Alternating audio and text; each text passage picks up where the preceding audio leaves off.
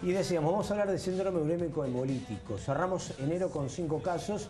A la luz de la comparación con años anteriores, parece, digamos, bastante. Hemos arrancado el 2014 parecido al 2013 con muchos casos seguiditos. Y obviamente la proyección habla de un 2014, ojalá que esto no ocurra, crítico si se quiere. Estamos con Miguel Ángel Caraciolo, titular de APRESU. Miguel, bueno, ¿hasta dónde debemos preocuparnos? ¿Qué lectura se puede hacer de estos 5 casos en un mes y haber cerrado con 20 el 2014? El 2013, perdón. Sí, ¿qué tal, Fernando? Bueno, sí, sin duda que preocupa porque es muy similar a lo que pasó el año pasado. El año pasado a esta altura estaba revisando las estadísticas el otro día y teníamos 7 casos. Hoy estamos en 5. Lo cual nos garantiza de que vamos a empatar en cualquier momento la cifra del año pasado. Ojalá que no, pero de todas maneras no deja de ser preocupante. No deja de ser preocupante fundamentalmente porque no solamente en nuestra región, sino que tenemos novedades, por ejemplo, de que en San Nicolás hubo 2 casos, ahora uno de ellos fallecido. En Salta 5 casos en los primeros días del año, sí.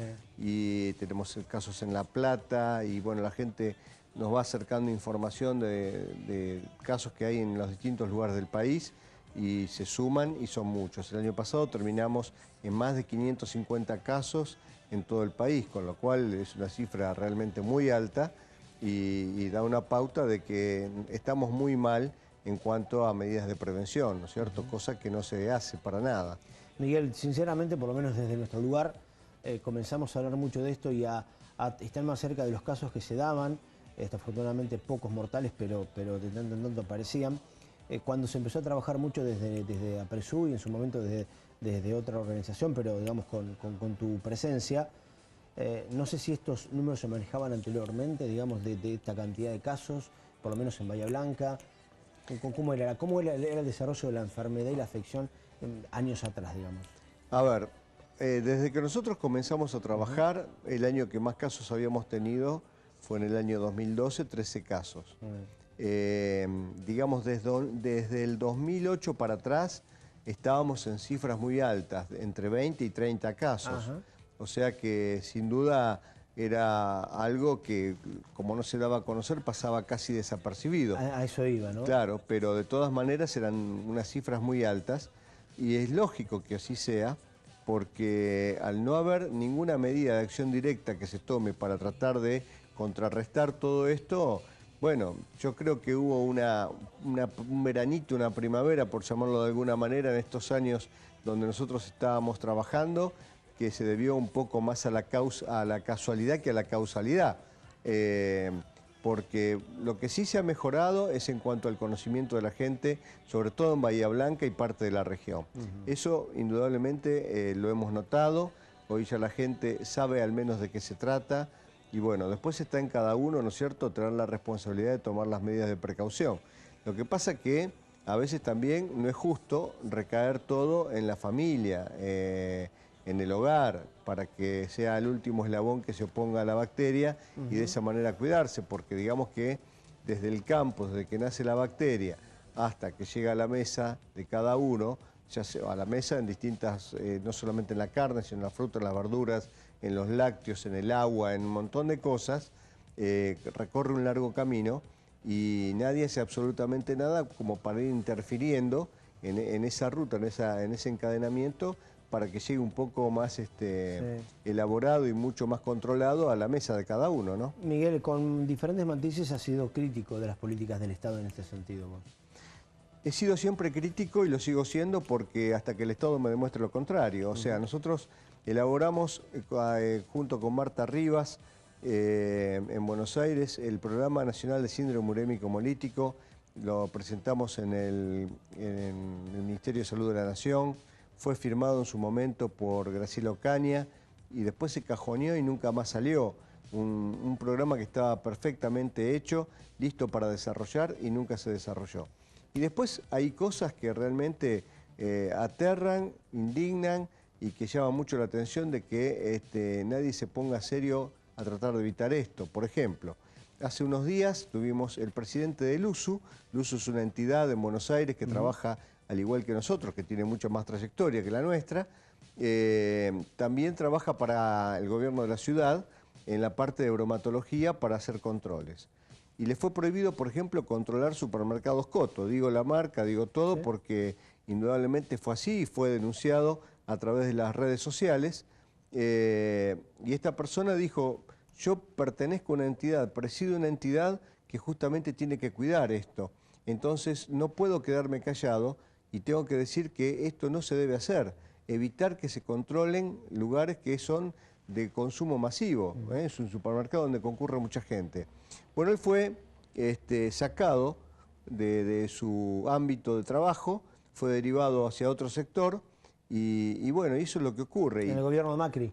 En el gobierno de Macri, sí, pero a ver, esto fue una denuncia dentro de Cava, pero yo también te puedo hablar del gobierno de Scioli, te puedo hablar del gobierno de otras provincias, donde nosotros tenemos conocimiento y un conocimiento fehaciente, o sea, no es un rumor, sino de marcas, por ejemplo, de chacinados, un montón de empresas de primera línea que han sido, por ejemplo, analizadas y donde se ha encontrado O157H7 y cuando se hizo la denuncia y se informó, se cajoneó.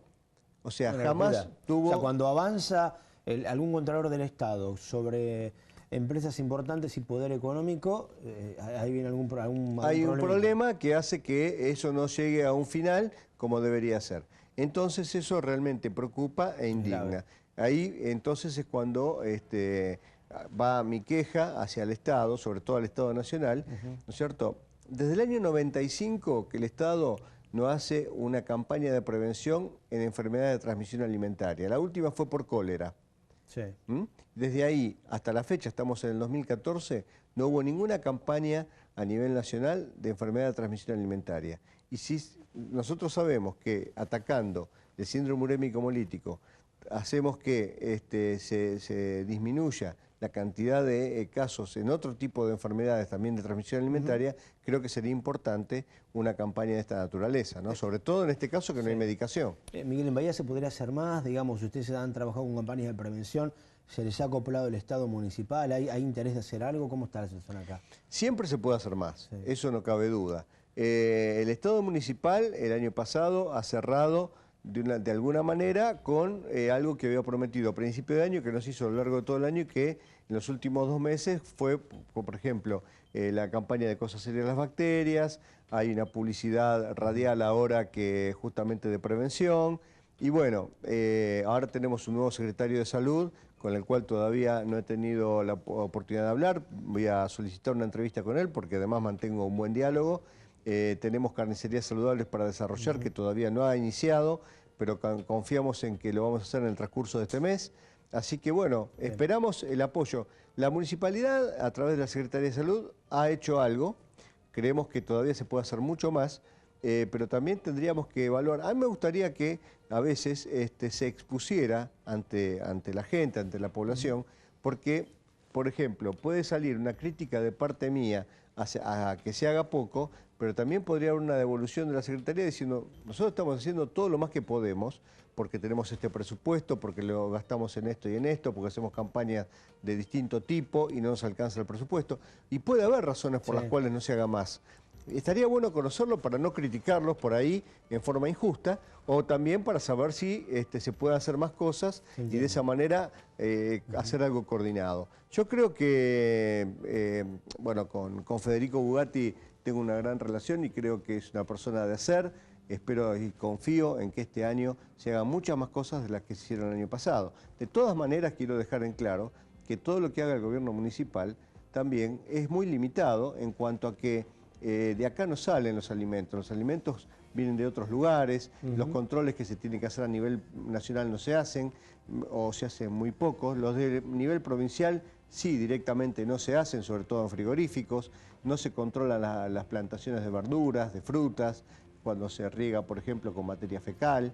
Bueno, todo eso es muy grave y no se hace absolutamente nada. Entonces, el gobierno municipal, hay que también decirlo, está muy limitado en ese aspecto. Puede hacer un control en los negocios, pero no más allá de eso, ¿no? Se entiende y bueno, esperemos que sintonicen las diferentes oficinas estatales, que baje una línea realmente importante para tener una política mucho más clara en este sentido. Gracias, Miguel. No, gracias a ustedes por invitarnos y por siempre llevar de esta manera, aunque sea, o de otras, la prevención a la casa y siempre estar alertando a la población para tratar de que se tome conciencia y que esto suceda cada vez menos, ojalá. Ojalá que sí, muchas gracias.